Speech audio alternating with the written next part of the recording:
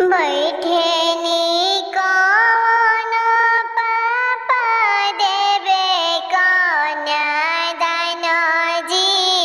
बैठेनी कौन भैया देवे कन्यादान जी। अखिया से लोर बहे गंगा समान जी।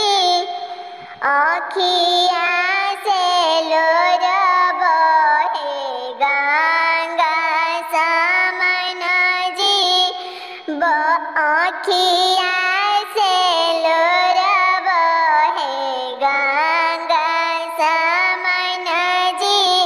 लोटा दान करियो पापा थाली दान करियो जी।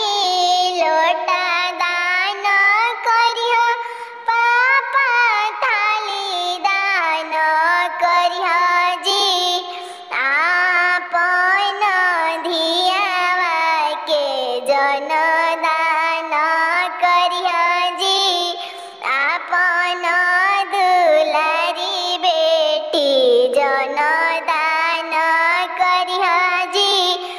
लोटा फूटी जइए पापा थाली टूटी जइए जी। लोटा फूटी जइए पापा थाली फूट जइए जी।